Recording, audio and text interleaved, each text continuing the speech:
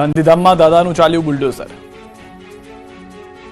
ગાંધીધામ મનપા દ્વારા ચાલી રહેલા દબાણ મુક્ત શહેરની ઝુંબેશ અંતર્ગત આજરોજ મનપાની આદિપુર ખાતેના માલિકીના પ્લોટ પર આવેલા વિવિધ દબાણો, મસ્જિદ, 20 જેટલા વિવિધ કમર્શિયલ અને રહેણાંક બાંધકામ દૂર કરવામાં આવ્યા. વહેલી સવારથી શરૂ થયેલ અભિયાનમાં અંદાજિત 4.5 કરોડની બજાર કિંમતની 2000 ચોરસ મીટર જેટલી જમીન ખુલ્લી કરવામાં આવી. આ કામગીરીમાં 3 હિટાચી, 4 જેસીબી, 2 બ્રેકર, 2 ડમ્પર, 6 ટ્રેક્ટરનો ઉપયોગ કરવામાં આવ્યો. કાયદો અને વ્યવસ્થાની પરિસ્થિતિ બની રહે તે માટે પોલીસ સ્ટાફ પણ હાજર રહ્યો હતો. ઊંઝામાં પાણીપુરી વાળાઓને ત્યાં તવાઈ સડેલા બટેકા ચણા મળ્યા. ઊંઝાના લોકો બહારની પાણીપુરી ખાતા પહેલા સાવધાન. અમે જે દ્રશ્યો બતાવવા જઈ રહ્યા છીએ તે જોઈને તમે ક્યારેય બહારની પાણીપુરી ખાશો નહીં, કેમ કે ઊંઝાના પાણીપુરીના કેટલાક વિક્રેતાઓ સડેલા બટેકા, ચણા અને કાળા મસ્ત તેલમાં પૂરી તળી લોકોના આરોગ્ય સાથે ચેડા કરી રહ્યા છે.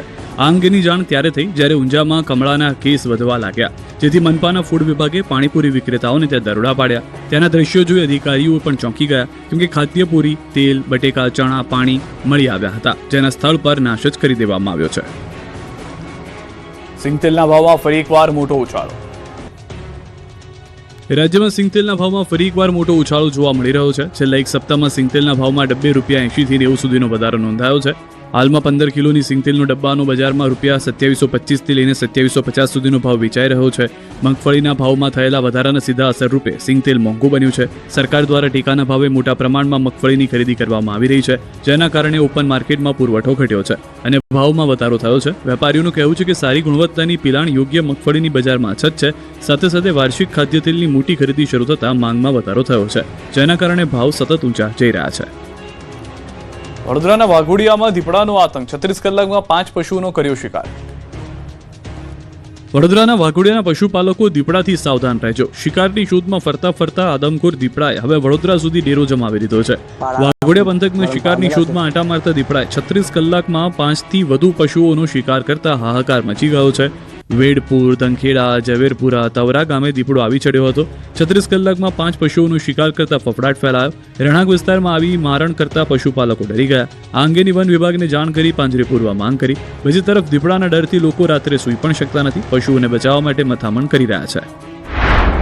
આ તરફ અમરેલી જિલ્લામાં દીપડાનો આતંક જોવા મળ્યો. દીપડાએ બાળક પર હુમલો કર્યો. ખાંભાના હનુમાનપુર ગામમાં દીપડાએ હુમલો કર્યો. સીમમાં મોડી રાત્રે દીપડો શિકારની શોધમાં આવ્યો ત્યારે બાજરીના પાકમાંથી દીપડો આવી બાળક ઉપર હુમલો કરતા બાળકના માથાના ભાગે ઈજા પહોંચી. પરિવારને જોઈ જતા દીપડો ભાગ્યો અને બાળકના મોતના મુખમાંથી બચાવી દેવાયો.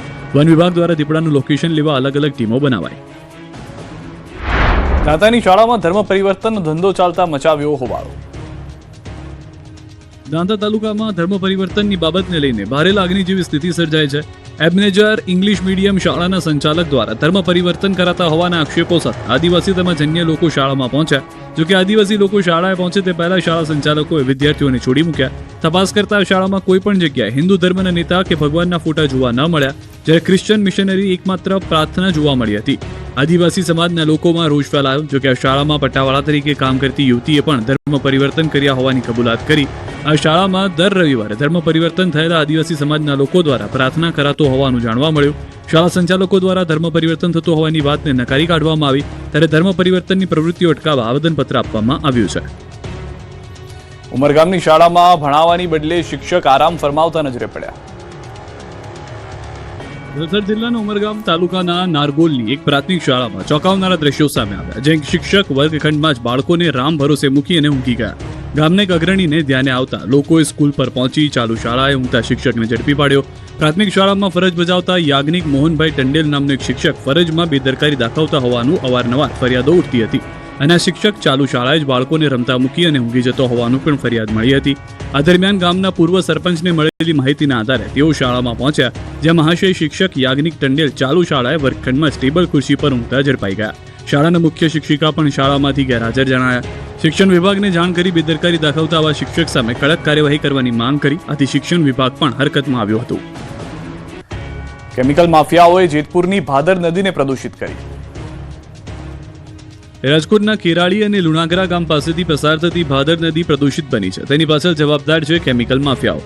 ભાદર નદી કેમિકલથી ઢંકાઈ ગઈ છે. નદી પર ફીણના ગોટે ગોટા જોવા મળી રહ્યા છે. ભાદર નદીમાં કેમિકલયુક્ત પાણી છોડવામાં આવતું હોવાનો ખેડૂતોને લોકો આક્ષેપ કરી રહ્યા છે. તેમજ અનેક વખત રજૂઆત કરવા છતાં કોઈ કામગીરી થતી ન હોવાનો પણ આક્ષેપ કરાયો છે. ભાદર નદીમાં કાશ્મીર જેવો નજારો થતા આસપાસના ખેડૂતોના પાકને નુકસાનીની ભીતિ સર્જાઈ રહી છે. પ્રદૂષિત પાણીથી જીવસૃષ્ટિને નુકસાન પહોંચી રહ્યું છે. ભાદર નદી પ્રદૂષિત થતી હોવાથી જીપીસીબી કોઈ કાર્યવાહી ન કરતી હોવાનો આક્ષેપ કરાઈ રહ્યો છે, જેથી ભાદર નદીમાં પ્રદૂષિત પાણી બંધ કરવામાં આવે તેવી આસપાસના ગામના ખેડૂતો અને લોકોની માંગ છે. અમદાવાદના હાટકેશ્વરમાં પાઇપલાઇનમાં ભંગાણ થતા પાણીનો ફુવારો ઉડ્યો, લાખો લીટર વેડફાયો. અમદાવાદ શહેરના હાટકેશ્વર સર્કલ નજીક જર્જરિત ઓવરબ્રિજ તોડવાની કામગીરી દરમિયાન ગંભીર બેદરકારી સામે આવી છે. ઓવરબ્રિજ તોડકામ દરમિયાન મુખ્ય પીવાના પાણીની પાઇપલાઇનમાં ભંગાણ પડતા લાખો લીટર ચોખ્ખું પાણી ઉછળીને બહાર આવ્યું હતું. પીવાના પાણીનો ભારે પ્રવાહ સર્કલથી લઈને સીટીએમ માર્ગ તરફ લગભગ 500 મીટર સુધી વહેણ સ્વરૂપે વહેતો રહ્યો અને અંતે સીધો ગટરમાં વેડફાઈ ગયો. જાહેર માર્ગ પર સર્કલથી સીટીએમ તરફ જતા રસ્તે ખોખરા સ્મશાનગૃહના ગેટ સામે જ પાણીનો ઊંચો ફુવારો જોવા મળ્યો. પાણી એટલી તીવ્રતાથી વહેતું હતું કે આસપાસના વિસ્તારમાં જાણે કે કેનાલમાં વરસાદી પાણી છોડવામાં આવ્યું હોય તેવી સ્થિતિ સર્જાઈ હતી અને ચોમાસા જેવા દ્રશ્યો સર્જાયા. એક તરફ શહેરમાં પાણીની તંગી અને બચતની અપીલો થઈ રહી છે, ત્યારે બીજી તરફ આવી બેદરકારીના કારણે લાખો લીટર પાણી વેડફાતું હોવા પર સ્થાનિકોમાં ભારે રોષ જોવા મળ્યો. લોકો દ્વારા જવાબદાર અધિકારીઓ સામે કાર્યવાહી કરવાની માંગ ઉઠી રહી છે. 3 દિવસથી આશરે 4 થી 5 ફૂટ ઊંચા ફુવારા સાથે પાણી વહેવા છતાં પણ સમસ્યાનું નિરાકરણ આવી શક્યું નથી. સુરતના બિલ્ડરની હત્યા કરનાર આરોપીનું પોલીસે કાઢ્યું સરઘસ. સુરત શહેરના કતારગામ વિસ્તારમાં એક બિલ્ડરની હત્યા કરાઈ હતી. કતારગામના ધનમોરા રોડ પર આવેલી એક સોસાયટીમાં ધોળા દિવસે બિલ્ડરની હત્યા કરાતા સમગ્ર પંથકમાં ચકચાર મચી ગઈ હતી. આ હત્યાને લઈને ચોંકાવનારો ખુલાસો થયો. આરોપીની પત્ની સાથે બિલ્ડરના આડા સંબંધ હોવાથી આરોપીએ બિલ્ડરને મોતને ઘાટ ઉતારી દીધો. વિપુલ માંધાણી નામના બિલ્ડરની આરોપીઓએ હત્યા કરી હતી. સુરત પોલીસે ગણતરીના કલાકોમાં બિલ્ડરના હત્યારાને પકડી પાડ્યો. બિલ્ડરની હત્યા કરનાર આરોપીઓને પકડી પાડી તેનું સરઘસ કાઢ્યું. આરોપીને ઘટના સ્થળે લઈ જઈ રિકન્સ્ટ્રક્શન કર્યું. પોલીસે આરોપી અશ્વિન સોલંકી અને હિતેશ સોલંકીને કાયદાનું ભાન કરાવ્યું. આરોપીઓ બિલ્ડર સાથે ઝપાઝપી કરી આરોપીઓ બિલ્ડરને ચપ્પુના ઘા મારી મોતને ઘાટ ઉતાર્યો હતો. દાહોદમાં પોલીસે જ દારૂની હેરાફેરી કરતી પકડાઈ. 3 કોન્સ્ટેબલ રાજસ્થાનથી કારમાં દારૂ ભરીને આવ્યા. બુટલેગરોને પકડતી દાહોદ પોલીસના કેટલાક જવાનો જ બુટલેગર બની ગયા છે. દાહોદમાં પોલીસ કર્મચારીઓ જ વિદેશી દારૂની હેરાફેરી કરતા પકડાયા છે. ચાકલિયા પોલીસ મથકમાં ફરજ બજાવતા 2 હેડ કોન્સ્ટેબલ અને 1 કોન્સ્ટેબલે રાજસ્થાનથી દારૂની કાર ભરી હતી. જોકે ગુજરાતમાં ઘૂસતા દાહોદ એલસીબીને બાતમી મળતા એલસીબીએ પીછો કર્યો. આ દરમિયાન એક કારનો અકસ્માત સર્જાતા તેનો ચાલક કાર મૂકીને ફરાર થઈ ગયો. જોકે અન્ય કારમાં પાયલોટિંગ કરતા 2 કોન્સ્ટેબલ પણ ફરાર થઈ ગયા. પોલીસે ઇંગ્લિશ દારૂ તથા બિયરની 8 પેટી, 112 બોટલ અને અંદાજે 74 લીટરથી વધુ દારૂનો વોશનો જથ્થો જપ્ત કર્યો છે. પોલીસે કાર સહિત કુલ 5,66,646 રૂપિયાનો મુદ્દામાલ જપ્ત કર્યો. 3 પોલીસકર્મી વિરુદ્ધ પ્રોહિબિશનનો ગુનો દાખલ કરાયો. સુરેન્દ્રનગર પોલીસે ગેરકાયદે પ્રવૃત્તિમાં જોડાયેલા 633 શખ્સની યાદી જાહેર કરી.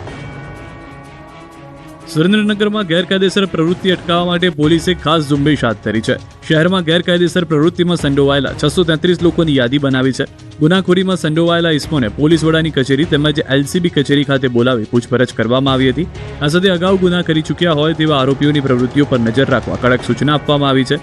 બુટલેગરો તેમજ ગેરકાયદેસર ખનીજ ખનન અને વાહન સહિતની ગેરકાયદેસર પ્રવૃત્તિઓમાં સંડોવાયેલા ઇસમોને ગેરકાયદેસર ધંધા બંધ કરવા પણ સૂચન કરાયું છે. ગુજરાતના પ્રવાસે આવેલા કેન્દ્રીય